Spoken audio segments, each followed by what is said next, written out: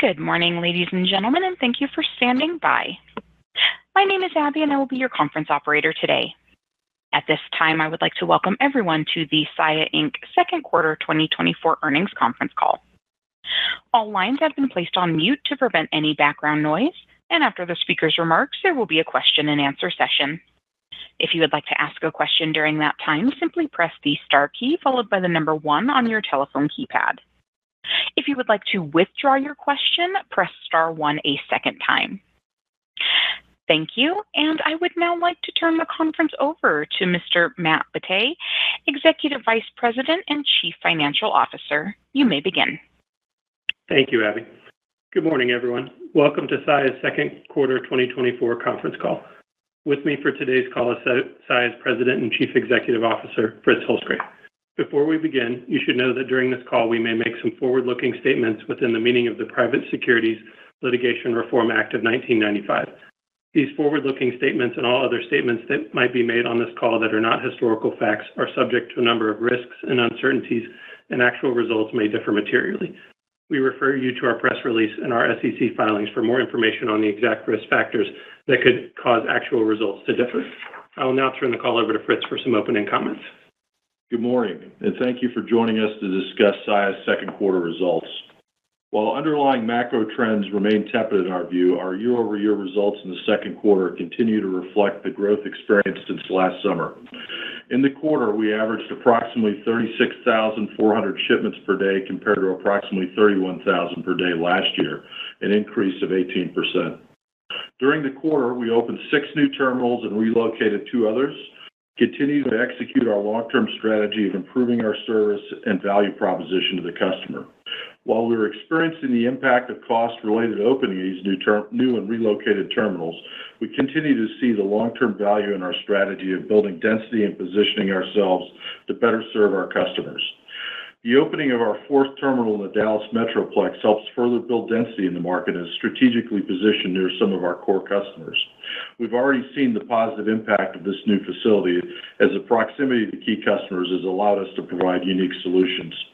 The quarter was capped by the opening of our new Owatonna, Minnesota terminal, which marked the 200th facility in our network.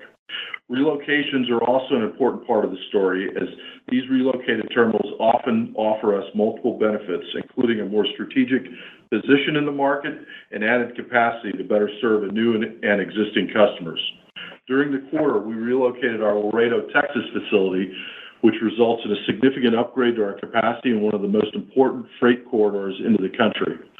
I was also pleased to see with these new openings, we've maintained our focus on customer service, and each of our key service indicators improved in the quarter. Our second quarter revenue of $823 million increased from last year's second quarter by 18.5% is a record for any second quarter in our company's history. Yield or revenue per hundredweight, excluding fuel surcharge, increased 8.7%, reflecting a constructive pricing backdrop and the impact of changes in our mix of business.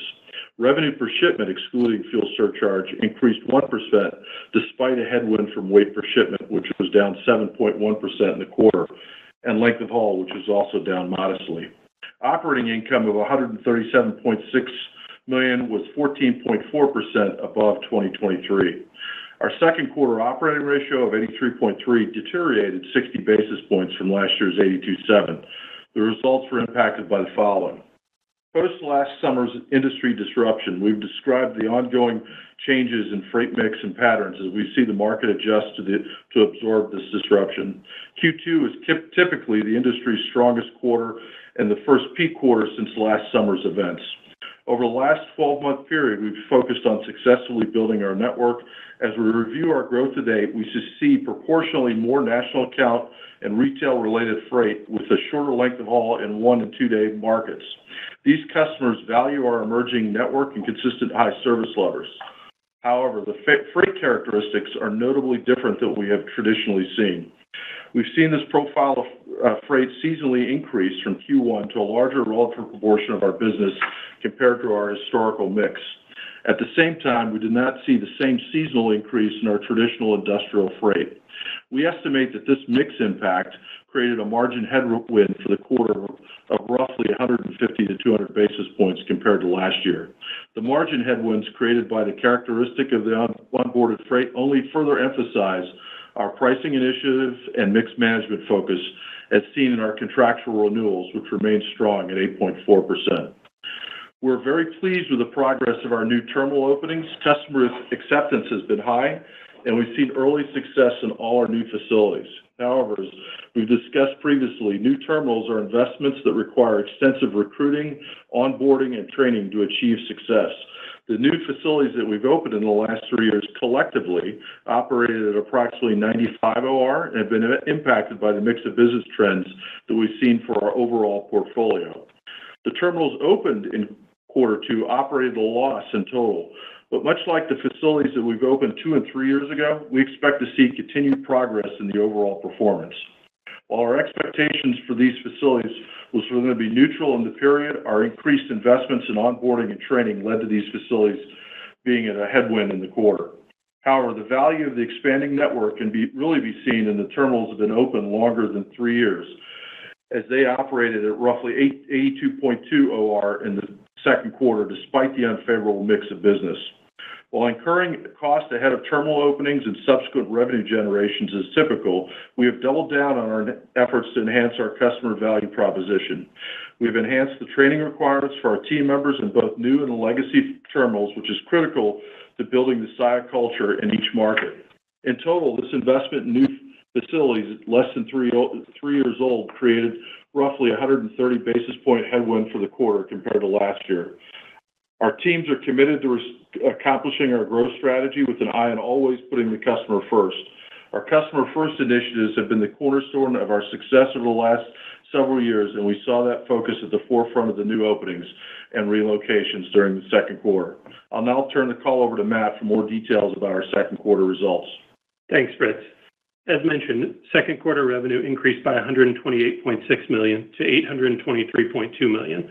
Yield, excluding fuel surcharge, improved by 8.7%, and yield increased by 8%, including fuel surcharge. Fuel surcharge increased by 14.3% and was 15.4% of total revenue, compared to 15.9% a year ago. Revenue per shipment, ex-fuel surcharge, increased 1% to $290.72, compared to $287.90 in the Q2 of 2023. Tonnage increased 9.7%, attributable to an 18.1% shipment increase, partially offset by a 7.1% decrease in our average weight per shipment. Length of haul decreased 0.4% to 888 miles. Shifting to the expense side for a few key items to note in the quarter. Salaries, wages, and benefits increased 19.4%, which is primarily driven by a combination of our employee headcount growth of approximately 19.1% year-over-year, and the result of our July 2023 wage increase, which averaged approximately 4.1%. The growth in headcount is related to the increase in volume compared to prior year, as well as the opening of 8 new facilities in the past 12 months. In addition, other employee-related costs increased, including additional training for onboarded team members and increased workers' compensation expense. Purchased transportation expense, including both non-asset truckload volume and LTL purchased transportation miles, increased by 22.7% compared to the Q2 last year, and was 7.4% of total revenue compared to 7.2% in the Q2 of 2023. Truck and rail PT miles combined were 12.9% of our total line haul miles in the quarter. Fuel expense increased by 11% in the quarter, while company line haul miles increased 10.8%.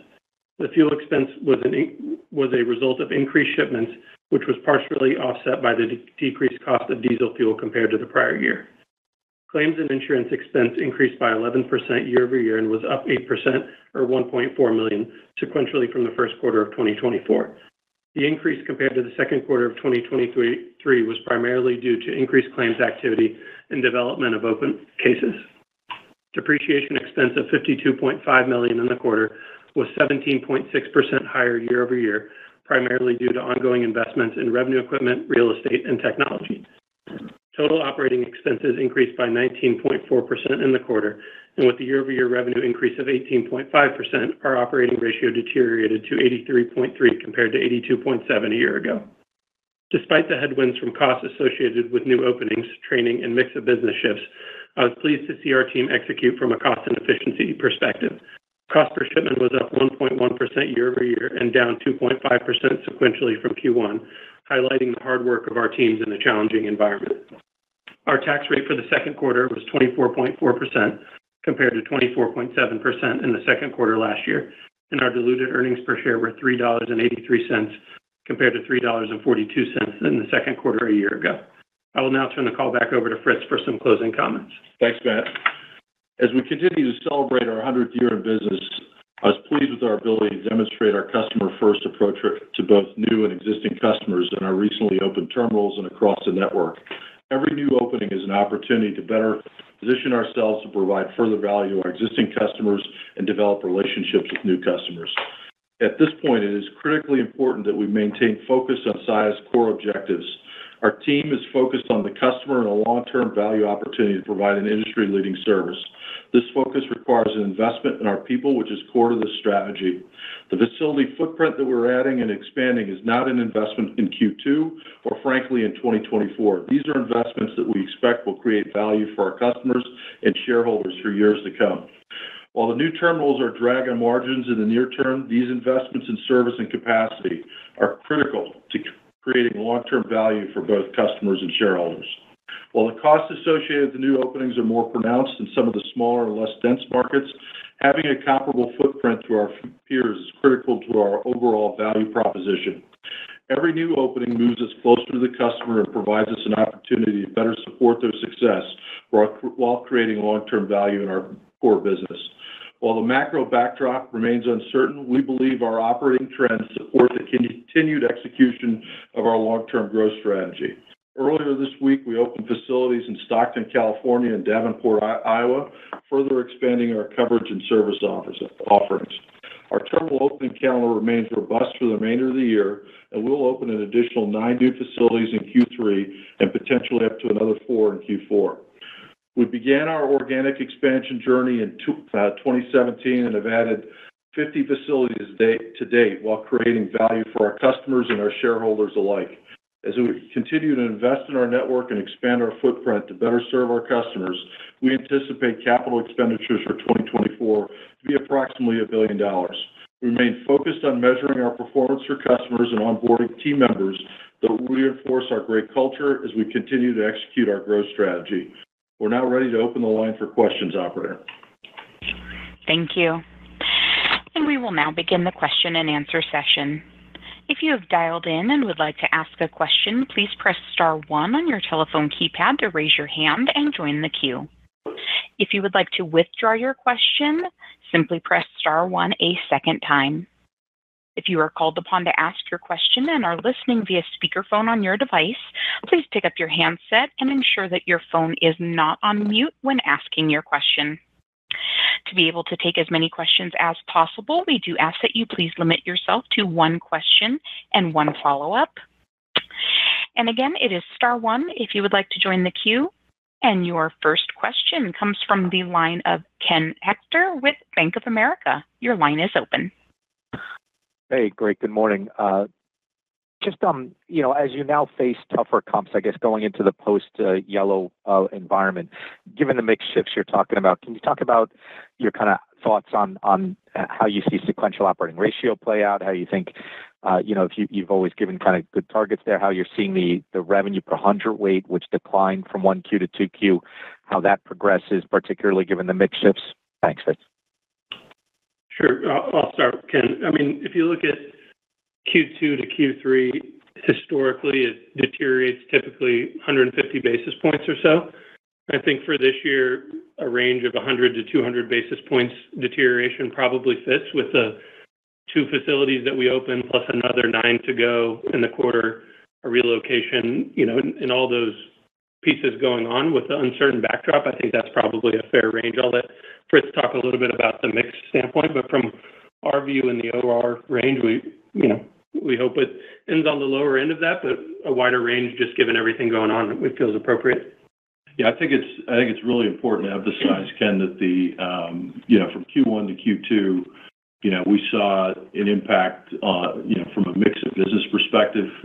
So mix being the types of freight that we're handling and kind of the profile of that freight. And That was a headwind in Q2. We don't expect that to recover per se into Q3. We're certainly very, very focused on pricing and margin. The reality of it is we're not in the business to chase volume, right? We're in the business to build profitability out of this, and doing it in a way that it provides value to the customer. So we don't expect that trend to improve. It certainly could. If we saw a pickup in the industrial economy, that would be a benefit to us. And I think we'd be in great position with the new facilities online when that happens. And does that put your full year at, I guess, changes the shape of that full year of 150 improvement for the year? Yeah, below that range? It does. It does. I mean, I think we'll see.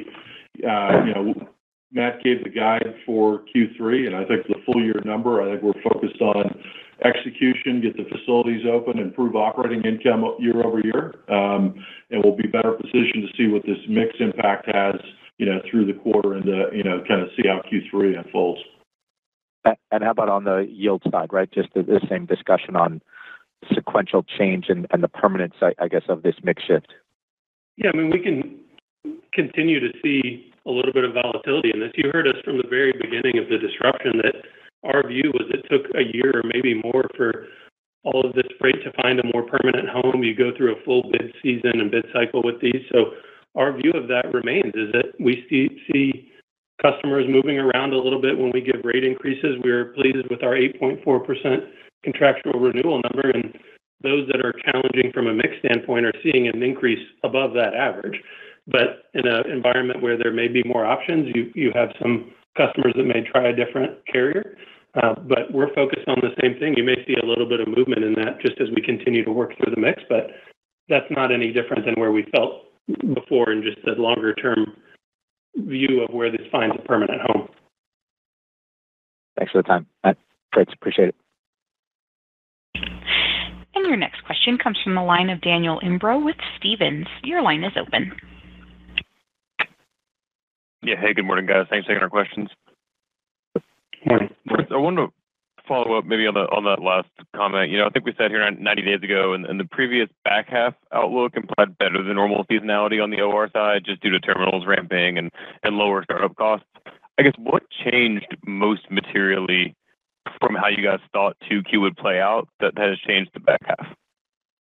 Yeah, so I think there are two things. So when we had that conversation at the end of the first quarter, we had a view of what that mix of business would look like from Q1 to Q2, and that was the mix deteriorated from Q1 to Q2. That was roughly 50 to 70 basis points of an impact that we hadn't considered. I think when we looked at the openings that we had coming online in Q2, we thought we could keep that it's sort of a zero impact, and that actually they operated a loss in the quarter, so that impacted Q2. Now we've got the ones that were opening in this quarter three and into Q4 based on this experience and what we're doing around training and the wide dispersion of these facilities. I think it's appropriate to build that into our guide. So those things are, those are things that we had not contemplated or had contemplated differently at the start of the year. And I want to make sure I understood the comment on mix. Is your expectation that continues to worsen into the back half or stabilizes from the 2Q level?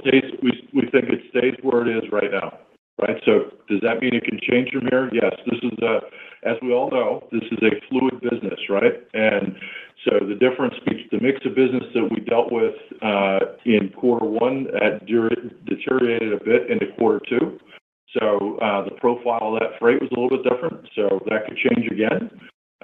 We know that if the industrial economy comes back, or if we see that in our network, we know that our weight per shipment likely goes up, and that would be a mix improvement in a different direction, right? So, this is a fluid sort of business. We can't necessarily count on today's volume being the exact same volume tomorrow. Great. I appreciate all the color. Best of luck. And your next question comes from the line of Fadi Chamoun with BMO Capital Markets. Your line is open.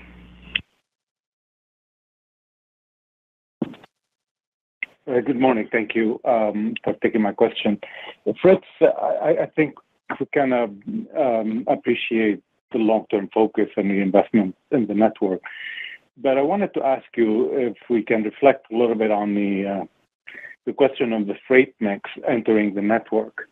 Is the belief that kind of this lighter weight carries a similar profit per load characteristics over the medium term, and therefore it is kind of a constructive area of the market to go after, or is there a framework potentially where this capacity growth versus the the volume growth can be optimized in a different way going forward? Yeah, Fadi, it's a good question. I think it absolutely can be optimized in this. I think the characteristics of the freight, the revenue profile is certainly different, right? And I think that there is much like we have done history to date, we are very focused on making sure that we have the appropriate pricing in place that reflects the investment that we're making. And I think that continues to be an opportunity for us. I think that if you look at the profile of the sort of more freight that's weighted more as sort of national account, sort of retail-ish, 1 and 2 day service, the revenue profile of that is lower, or it's different than what we have traditionally dealt with. So it's part of the nature of our business. What we deal with from here is that I think it doesn't erode in any way our longer-term value proposition. It had an impact on the second quarter. I think that if we look at it over time, the thesis that we have here is that we can build a national network, provides great service that we're compensated appropriately for all the service we provide. So I think that's something we continue to work at, and I don't think the opportunity is any less. Just from here, we've got some more work to do. Okay, and if I may just quick follow-up, I think you mentioned 8+% repricing or renewal contract pricing. We've noticed with few of your peers and yourself, we're seeing sequential kind of more muted yields sequentially than we've seen historically.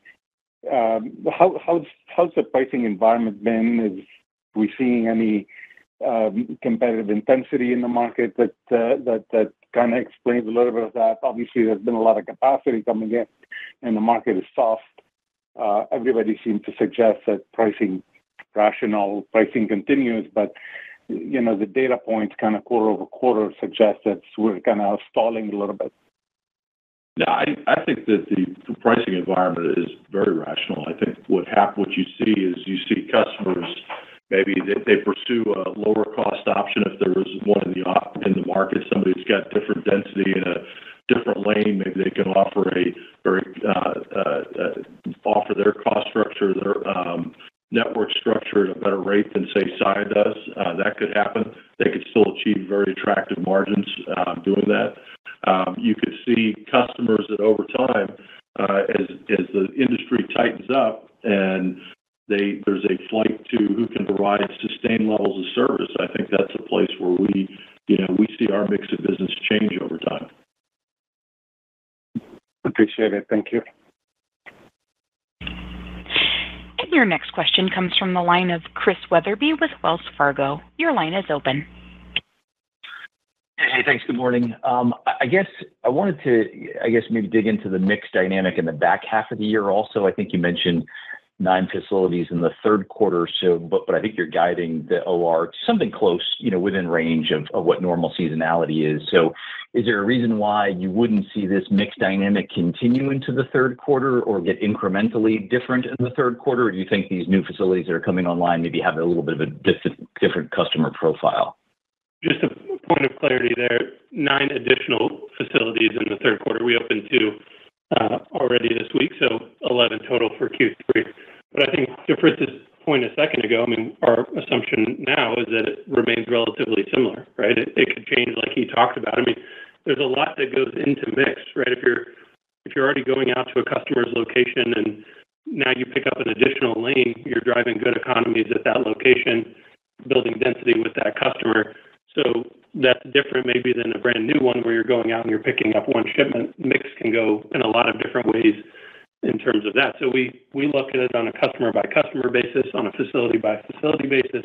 Everything goes into that when we're talking about pricing with our customers. So when we look at it now, like Fritz said, we're assuming that it remains relatively similar, and that could change with the change in the industrial backdrop. If that gets a little bit better, maybe you see an inflection a little bit more in the weight per shipment. But right now, we're not really viewing any material changes. Okay, that's helpful clarity. So I appreciate that. And then I guess, could we talk, just get a sense of how things are trending in July from, I guess, both the volume as well as maybe a revenue per shipment dynamic? So are you seeing, based on that comment that you just mentioned about the profile of the business, are we seeing stability sequentially in revenue per shipment in the month of July? Has that changed? Just kind of get a sense of how that's playing out. Yeah, I'll go ahead and give April, May, and June by month, just since it hasn't been asked yet. So April, shipments per day up 18%, tonnage per day up 7.6%. May, shipments up 18.6%, tonnage per day up 9.8%. June, shipments per day up 18.4%, tonnage up 12.2%. In July, with still a few days left, shipments up around 10% or so, and tonnage up about 4%. Keep in mind, we have some pretty large comps those last few days of July when volume really started to ramp post the disruption last year. So, we have some tougher comp days ahead, but that's where it's trending as of today. And we don't give much in terms of a revenue guide, but shipments and tonnage is where they stand. Weight per shipment, is there, so we can just think about that? It moves around a little bit, but I think in terms of the shipments and tonnage numbers, that kind of gives you an indicator of where it's going. Got it. Thank you very much. I appreciate it. And your next question comes from the line of Tom Wadewitz with UBS. Your line is open. Yeah, good morning. So, Fritz, I think you commented a little bit on the annual OR. I just wanted to clarify, make sure I understand. Are you still think you can do 100 to 150 basis points of improvement for the full year? Or are you saying, kind of given the mix challenges, that's no longer realistic? Just wondering how to think about the full year OR view. Yeah, I think it's the appropriate interpretation is that, the guide for Q3, that I don't think we can maintain that full year guide around OR where we said 100 to 150 basis points. I'm not sure where the mix of business trend takes us in from Q3 into Q4 at this stage, and so I'm not really ready to highlight that. But I think full year, we'll see operating income improvement year over year. We feel pretty good about that. I don't know where the OR is going to land per se at this stage, but if we can keep it right around near full year last year, I think that's probably pretty good. So maybe the best place to be is kind of flattish full year OR. Yeah, I think it is, and I think that it plus or minus from there because we don't know where the mix is going to go, and we certainly got a lot of openings on the way. But I think we still are creating a fair amount of value driving the operating income year over year, and that's at some point we got to focus on that. Okay, and I guess to go back to the kind of price versus mix thing. Is there an element of this that is, you're adding capacity and so the price you're offering reflects that you want to bring volume in? It doesn't sound that way. It sounds like it's really just all about mix, but how do we think about the impact of price competition and, what you're doing with price, recognizing the backdrop is you are adding a lot of capacity? Yeah, so the price is not far. We don't. There's nothing in our fiber that says we're going to lead with price anywhere, right? That's just we don't operate that way. So I think what the way you would interpret this is, as I described earlier, is that we have a larger weighting to national accounts than we've had traditionally. That weight per shipment and that sort of part of our portfolio is comparatively lower revenue per bill than some of the other, like the field segment of our business or some of the 3PL segments of the business. So I think that that's kind of what's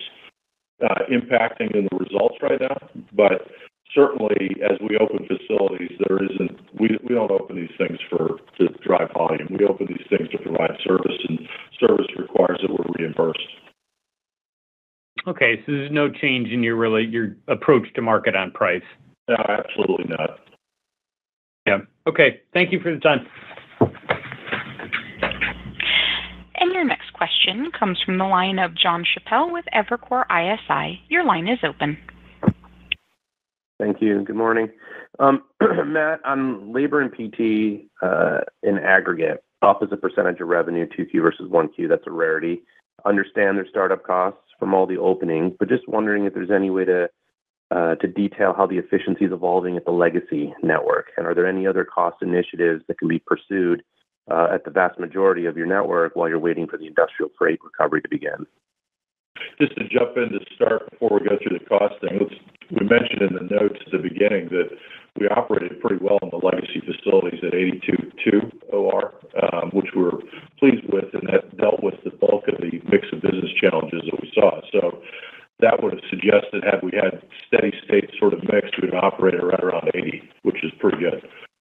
And Matt, on the cost side. Yeah, John, I mean, from talking to us over the years, we feel like we use PT pretty effectively. And it's part of how we run our line haul network and how we look at our cost structure. So we feel good about how we use it. And in an environment where you're opening facilities and you're building density, there's moments where you insource it and you run it with your own drivers, and then there's opportunities to outsource part of that to PT. So while it may not always flow seasonally, part of that's you're opening and you don't always have fully dense routes, and you run it a little bit differently than you would once you're fully up to speed. These terminals don't open with market share on day one, right? So you've got an opportunity to go to your current customer base and talk about a new footprint and a new offering and provide more value to those customers. So it's always going to be a part of our cost structure. We feel good about how we use it. So no material change from us in terms of how we think about it there. And from an inflationary standpoint, John, just from an inflationary standpoint, on the total PT, I mean, we're probably seeing normal 3 to 4% cost per mile type inflation on that segment. So about in line with what we would expect. Mm-hmm. Okay, that's helpful, Matt. And then just for my follow-up, Fritz, you mentioned specifically not chasing volume. And I'm just trying to understand as we think about the duration of some of these mixed headwinds, is this a function of the macro and just retail is doing better than industrial? Is it a function of some of the new regions you're entering just tend to be more retail heavy than industrial? Or do you just kind of have to fill, density in the terminals at this point and you'll focus on the ideal mix, at some point in the future? No, I think what we're seeing is the overall sort of portfolio mix of business has changed, right, compared to last year. So as we go into new facilities, the freight that we go in and out of that facility reflects the broader trend that we're seeing. So it's not necessarily something that we're seeking, if you will. I think that over time, we'll have the opportunity to continue to optimize the portfolio across all these facilities. I mean, I think that it's important to think about these terminals in the sense of there is a longer-term profile around this, and the longer-term profile of our company in general is, as we deploy capital, open these facilities, we get freight in there, we seek to add value to the customer, but then we make sure that we get pricing that's commensurate with the freight as we learn about what the customer requirements are, time, characteristics of the freight, and all those things, and we continue to focus on price. I mean, the best thing you can do there is look at our track record, and that kind of stacks up pretty well around that sort of a strategy. Okay. Thanks, Fritz. Thanks, Matt. And your next question comes from the line of Jordan Alliger with Goldman Sachs. Your line is open. Yeah, hi. Just follow up a bit on terminal openings. Can you maybe give a little more color on the process of the terminal openings, the startup needs, how much in front, before volume comes in, and then maybe some sense just so we could help, in terms of, when we get back to sort of normal seasonality on margins. I know there's other factors, but how long does it typically take to fully season a terminal in terms of where you want it to be volume/margin wise? So it kind of depends, Jordan. So let me give you a couple examples. So in the second quarter, we opened 6 new facilities and relocated 2. One of those facilities, Garland, Texas, which we opened in the quarter, in the month of April, and for the full quarter, it operated, its OR was comparable to the whole company. So that thing, I think that in all cases, we would say that was a good idea. I think we'd also say if you look at the Dallas metro market, as we added the 4th facility in that market, year over year, the OR in that market grew by about 80 basis points, even with one facility operating at a higher OR. So that facility was one that immediately was an add to the network. Then you have a facility like Laredo, Texas, which is a relocation, and it's substantially larger than what we had at in the legacy facility. So moving from that we had to train up staff. We did that over the course of 3 or 4 weeks leading up to that, so that we had it fully staffed when we opened it. So that one will take some time, but I would expect in the next year that will not really be a drag on OR for the company, but it'll take a little time. The facilities that we open in this quarter, that cover the Great Plains, will provide some really interesting opportunities for our customers to provide them service into those markets. Now, those terminals will probably not operate at the company OR in the quarter, or frankly, probably in the next year. But what they will do is that Dallas terminal that is picking up freight in Dallas, it's now going to take that freight to Montana, which we couldn't pick up and deliver before. Now we can do it. It goes on side the whole way. That's going to scale the rest of the network. So there's a network benefit that happens there. So we would want to, in the aggregate, make those kinds of investments. So they all vary. But the key thing is the customer experience has to be identical to what we've seen everywhere else. And regrettably, unfortunately, we can't do that for free.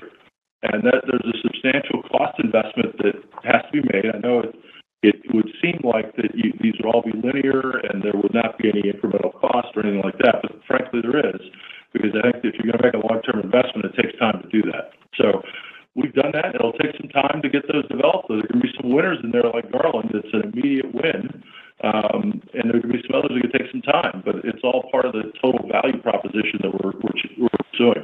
If we look at it, Jordan, everything gets open this year. If it all happens, we'd open 21 new facilities and relocate another 10.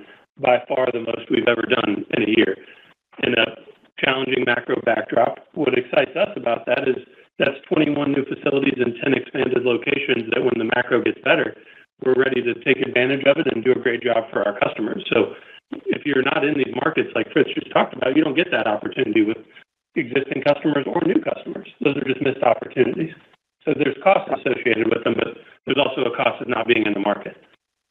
Got it. If I could just ask a quick follow-up, more of a near-term question, sorry, but thanks for the tonnage data around July. I mean, sometimes you guys give a hint a little bit how perhaps things could look sequentially revenue-wise or even with those tough comps coming up.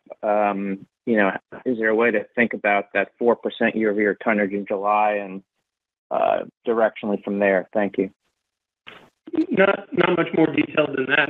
You alluded to it, but volume ramped last year pretty substantially throughout the quarter, so comps get tougher while the disruption was going on, but not much more to add for us. We're focused on the execution in terms of these new openings, 9 additional ones in this quarter, and really doing a great job for our customers in the legacy and the new markets.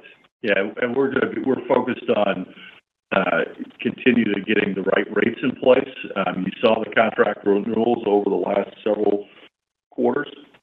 We would expect that those kind of rates to continue, and we'll continue to start realizing some of those rates in the numbers over the coming quarters. Thank you.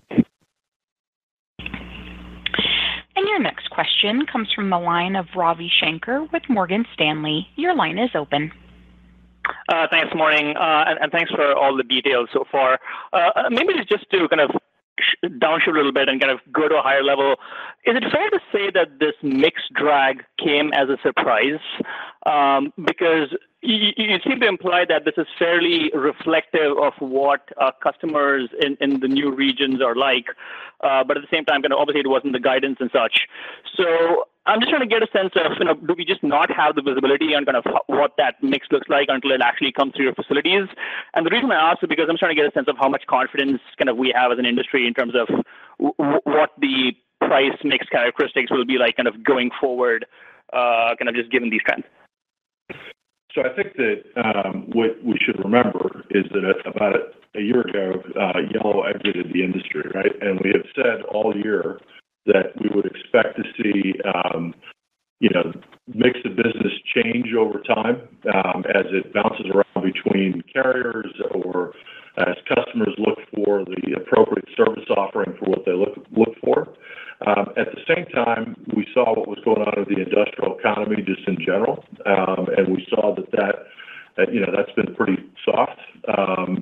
Generally, we've seen that in our weight per shipment, predating as the Yellow events transpired. So the industrial backdrop was kind of there, not as a big help for us. So you go into the second quarter, the seasonally strongest quarter of the year.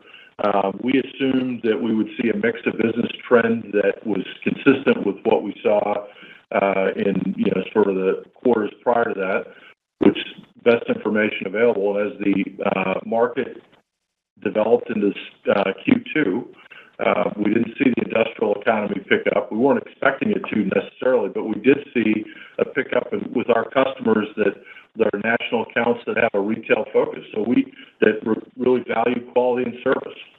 So out of that, we got more business than we might have expected, and that mix was different than what we experienced in the first quarter, and it was in a seasonal period that was stronger than what we've would have seen in Q1 or Q4 before that. So I think it's, some of it, frankly, we're still learning about what the market looks like after, Yellow has exited. So, it's just kind of how it's developed. And, I don't know that there's a catalyst today that says the industrial economy is coming back and that would change our mix of business. Or I do know that over time we'll continue to focus on finding the optimal mix for our network.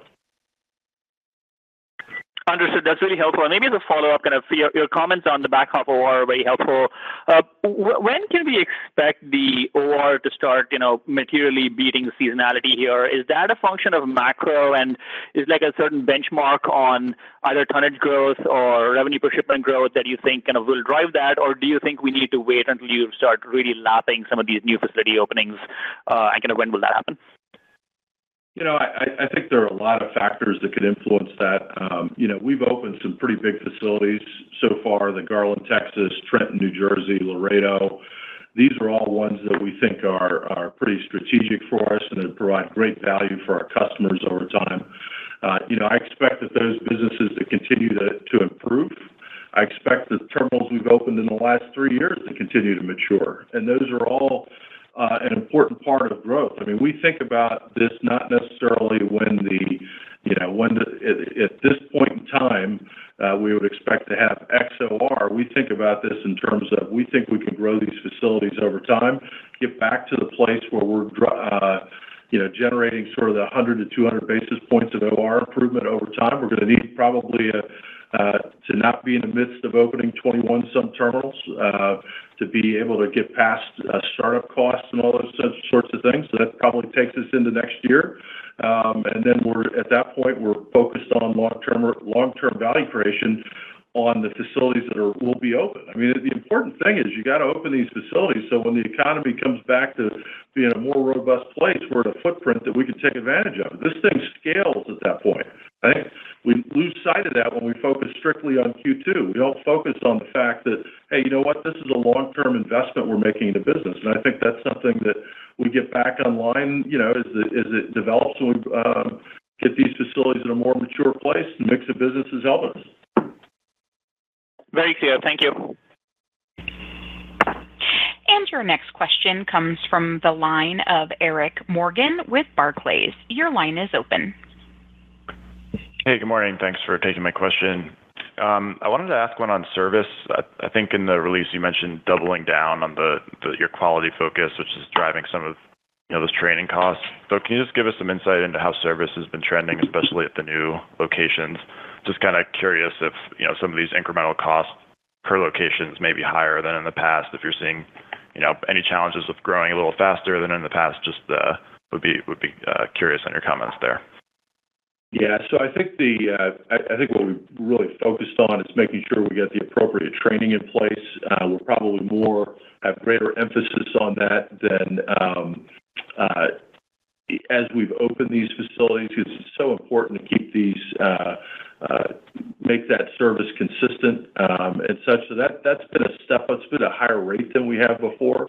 And maybe you got some details. Yeah, I mean, when we both for these new facilities and for our legacy facilities, when we onboard drivers, we're doing 10 days of training with them. And that's important for us because we believe that the investment in our people and the investment in quality and attention to detail is extremely important, and that drives long-term value. So while that's a headwind, certainly when you're opening a new facility because there's cost well ahead of opening, it's also an investment in our legacy facilities, and culture is extremely important to us. You've heard us talk before that we're not going to open a facility unless it looks exactly like the one that came before it and all the other 200 that came before that. So we've doubled down on our training investment in our people, drivers, dock workers, all our team members, to make sure that we feel really good about the opening and the quality that we're going to provide to customers, because we know that's where the long-term value is. There's expense associated with it, but we know that when we do a great job for our customers, we're able to have conversations with them about brand and footprint and everything else that we can do. Appreciate that. And just a quick follow-up on back half on the yields. If we carry forward your weight per shipment from 2Q into the back half, it should be much closer to flat relative to the high single-digit declines in the first half. So when we think about revenue per shipment, is it fair to kind of think that should improve from the 1% growth in 1Q and 2Q, or are the mix headwinds that we can't see in the numbers going to impact keep it more in that 1% range? I think, like Fritz said, our assumption of mix is that it remains relatively similar. So that could change one way or the other depending on macro backdrop, or we're going through a quarter where we may not have handled this volume for customers before, post-disruption. So getting a handle on that. But if you look at everything that we've reported in the past and in this quarter, we are continuously and extremely focused on making sure that our pricing is accurate for what we're handling for customers. We're never going to be shy about going back to the mid-cycle if the freight characteristics are not meeting our needs or if we're not getting the volume that we expected in total. So we're continuously having those conversations. Now, you go renew a contract and that customer may decide to go elsewhere or optimize, and you may not be handling the same mix that you did with that customer before.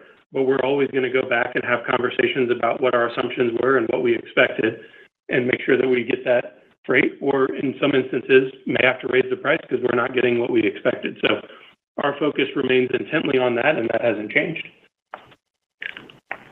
Appreciate it. And your next question comes from the line of Uday Khanapurkar with TD Cowen. Your line is open. Hi, this is Uday on for Jason Seidl. Thanks for the question. I guess just on capacity, we have this yellow capacity coming back onto the market in the second half. I guess the question is, is it becoming more clear how much more capacity constrained the industry will be when things settle? I think a peer of yours said it might be like a 10% reduction compared to pre-yellow baseline. And I guess what does that mean for how supportive the volume environment needs to be to drive pricing growth in the second half, and notwithstanding those mixed effects? Yeah, I think that keep in mind there are a fair number of the yellow assets that haven't transacted yet, right? So including some of the largest facilities. So I don't know that I would say that all of it is coming back online. I think there are Saia, and I think some others have made some key strategic investments around their facilities and to facilitate growth of respective networks and such. So I think I'm not sure that I would conclude that there's a lot of capacity coming back online. I think the pricing backdrop, though, remains very, very constructive. I mean, fundamentally, these facilities, if I just think about what Saia is doing, it's important to us that we continue and deliver a facility and service levels that are very high for customers. So that's fundamentally underlying is an inflationary cost structure, and that requires revenue and pricing to make that happen. And I think that, I think generally speaking across the industry, I think people think about those things in similar terms. So I don't think I don't see any issues around, potential for, sort of pricing or issues in the second half. Right. That's helpful. And I guess for my follow-up, on the industrial economy, we see ISM and manufacturing sort of persisting on the weaker end, even though I guess the expectation over the past few years has been that we'd see some infrastructure and, industrial development pick up from government initiatives, nearshoring, et cetera. Like, do you have a view on, or have you heard from customers on why we haven't seen that translate to more industrial volumes? And maybe if we could see a catalyst to that in the near future? Yeah, it's been kind of a mixed bag on kind of the industrial economy. Some customers that are, have things that are going well, that maybe they're taking advantage of infrastructure opportunities, and others that aren't. I think that it's likely interest rate driven potentially. That could have an influence there. The one thing I know is that we focus on at Saia is we focus on the things that we can control. So when it does come back, whenever that is and whatever the catalyst is, we're going to have 214 or so terminals ready to take advantage of that opportunity. That's how we think about it, because I can't predict in a crystal ball what I think will happen or when it will happen, but I just know that we'll be ready for it when it does happen. All right, thanks. Appreciate it. And your next question comes from the line of Brian Ossenbeck with J.P. Morgan. Your line is open. Hey, good morning. Thanks for taking the question. So just to come back to pricing trends one more time, Fritz. Can you just talk about how things trended throughout the second quarter, especially as you maybe got a better handle on the mix, and specifically what you're expecting for renewals in the second half? It sounds like maybe you're pushing price and so the customers are leaving. I don't know if that's a fair interpretation, but it sounded like that was the implication. If so, where are they going?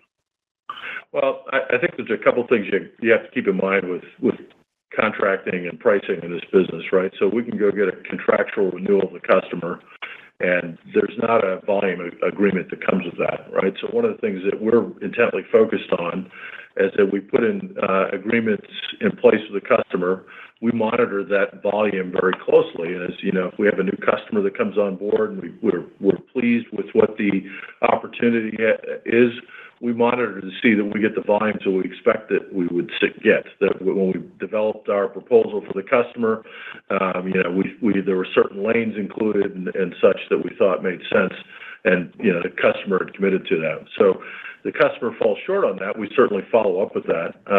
At the same time, just because somebody's agreed to pricing with us, they can continue to optimize their business, and they will find what is best for them in their respective sort of supply chain. So we'll see, volumes will move around between other carriers. Maybe somebody's got a particular economies in a specific lane. Maybe that customer will divert freight to that lower sort of price, but that customer, that related or competitor, may have a cost structure that's more advantageous, and they can go get their ADOR in the same lane.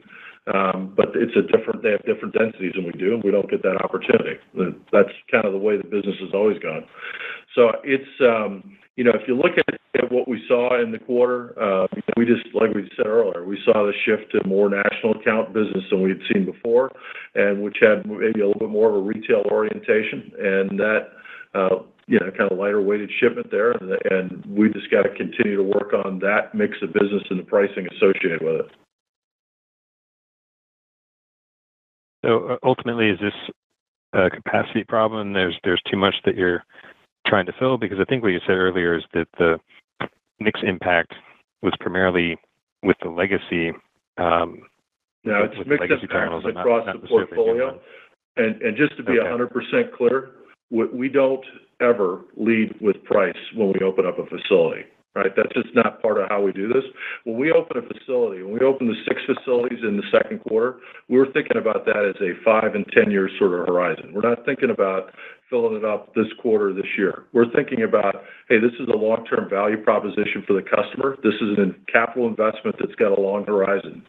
And that's how we think about it. And in the business that we're in, we have to deal with the fact that the volumes move around and the mix of business changes, and we've got to manage it. And that's what we're focused on now. Okay, so ultimately, you're still pushing for the same sort of renewals in the back half. No change there. Yeah, absolutely. If we can get higher, we're going to get higher. Okay. All right. Thank you, Fritz. And your next question comes from the line of Bruce Chan with Stifel. Your line is open. Good morning. This is Matt Milask on for Bruce. Thanks for squeezing us in. With respect to the mix shift, just wanted to get a sense if there was anything around incentivizing the sales teams to help drive some heavier shipment weight, or is it just simply a function of getting some improvement in the underlying industrial economy? And then secondarily, how much bleed of freight are you currently seeing into the truckload market at this point? Thanks. So, we're really pleased with the incentive structure that we have in place with our sales force because it's tied to individual performance around growth and OR improvement. So, that incentives, the incentives we think are appropriately aligned. I think our teams know what they need to do to drive their own sort of their P&L, if you will, and what they can do to influence their result. And I think that team will look at their Q2 result and they'll say that kind of look for focus around how do they look to improve OR from here, and they're compensated for that. So we think the alignment is good there. I think it's the folks that maybe are calling on the industrial economy.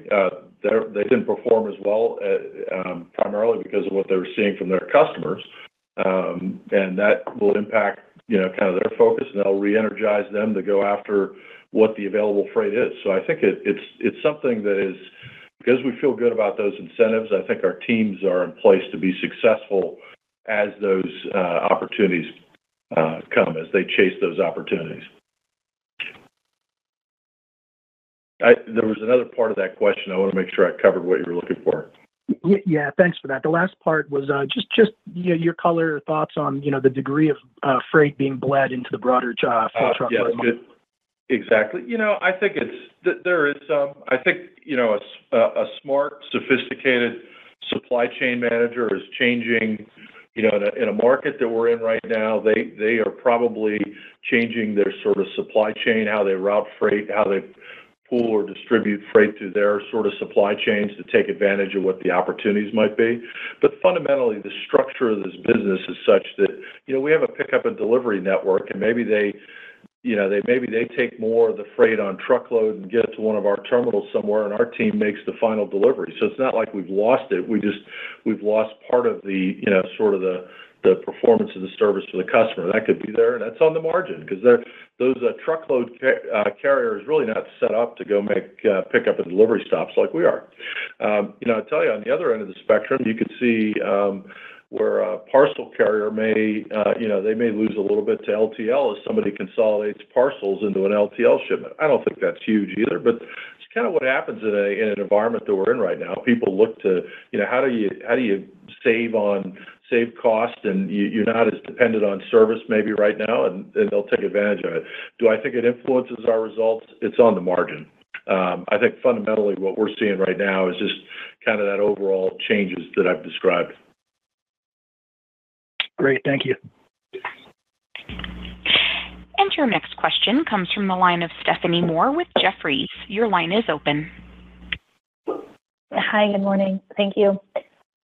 I wanted to maybe touch a little bit on just some of the facility openings. I think you kind of talked about how it reversed a little bit, or the expectations where they'd be kind of neutral as they open to now, more dilutive just in this environment. Maybe just talk through, is there an opportunity for that to change, going forward? Maybe not necessarily 3Q, but as you think about as terminals continue to open as the year progresses, maybe some actions within your control, or is this really just a function of just kind of where we are from the overall freight environment? Thanks. Yeah, so I think that our overriding sort of thoughts around when we open a facility is that we're customers expecting that we're going to provide service at the same high level that they get everywhere else. So if we started off in a new facility and didn't provide that, we're disappointing a customer, and we're frankly that part of the value proposition. So we can't really cut costs around training per se. There's things you do on a margin. Maybe you do some things, but I don't think it's material or notable at this level. I think that the value of the facilities that we've opened, the ones that we've opened in Q2, those are big facilities. As they develop maturity, they help offset some of these future openings that we have not only in this quarter and in the next. That's probably going to be the biggest impact of offsetting the potential of impact of openings on our P&L in the short term. When we open a facility, because of the capital outlay that we put into these things, we think about these on a longer-term horizon.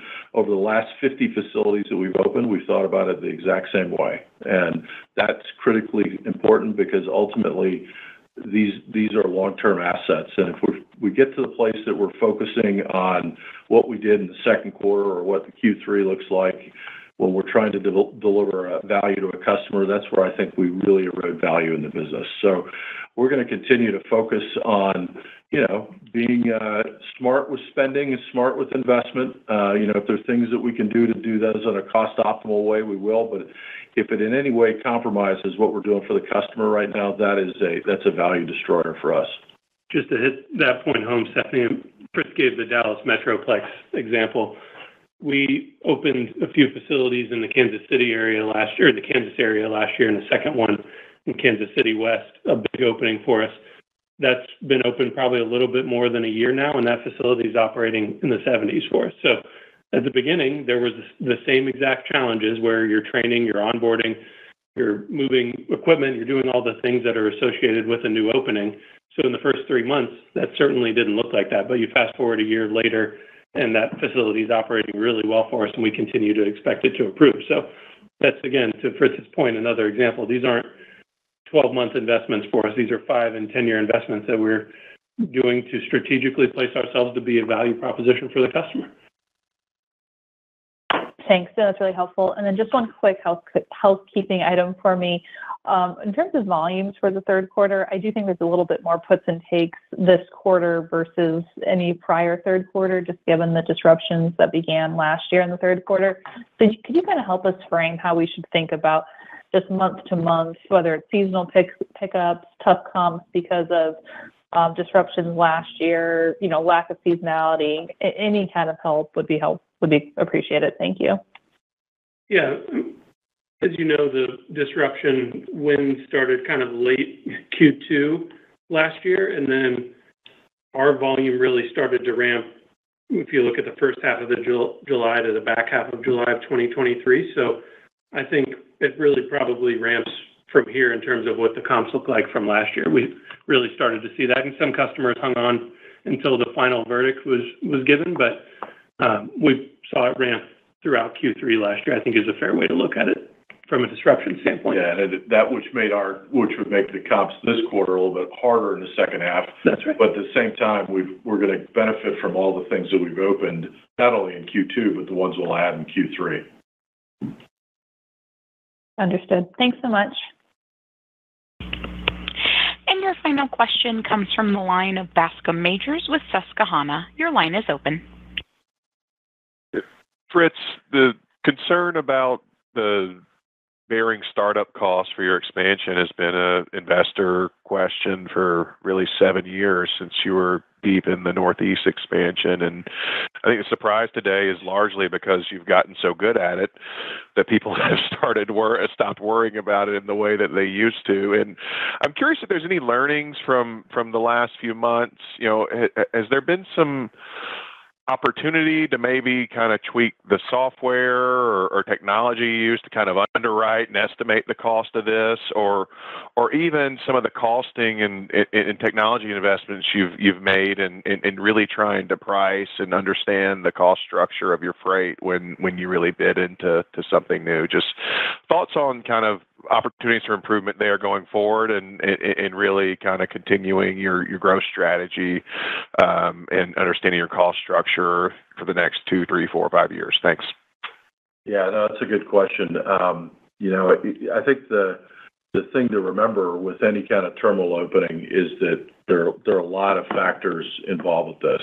And the fact that we opened 3 facilities, Laredo, Trenton, and Garland this quarter, that are going to end up in our top 15 or 20, those are really big facilities. Those are important. We've got the others that we've opened are, kind of on the edge of the networks. There's some incremental cost around that. Frankly, we probably thought that maybe too optimistic around sort of the volume trends out of a couple of those facilities. Laredo was a challenge unto itself because it was a market that we're already in, but when we scaled to a much larger facility, we probably underestimated the cost there. So that, out of the last 50 we've opened and we underestimated the cost on one of them, that's probably pretty good performance. On the other side of it, we opened Garland and that outperformed.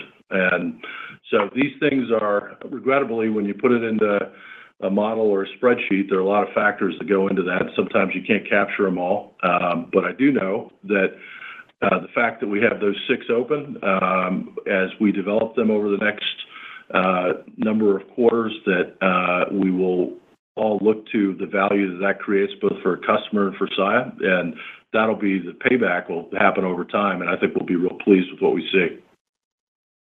And to the question on the costing of your freight and when you're taking on new customers, different mix, that sort of thing, has there been any learnings there that, from this? I'm just curious if it's actually the operating cost or more the cost of servicing the freight that has been a bigger surprise. Thank you. Well, we're always working to enhance our cost model and understanding what we do for customers. That's ever evolving. Bascome, the challenge in the industry is that there's no volume agreements. There's no volume commitments from customers. So you work under a set of assumptions, and customers' mix may change. They may route things differently than you expect. So a lot of it is just constant diligence from our standpoint of understanding what we're doing for customers, what solutions we're providing. If we're going to locations that are more challenging, being able to bring that up and talk about it. So, and that's no different at a legacy facility or at a new facility. We're constantly evolving our analytical approach so that we can have better conversations with our teams internally and our customers. Thank you both. And that concludes our question and answer session. I will now turn the call back to Mr. Fritz Holzgrefe for closing remarks. Yeah, I just want to thank everybody for calling in and hearing about Saia's results.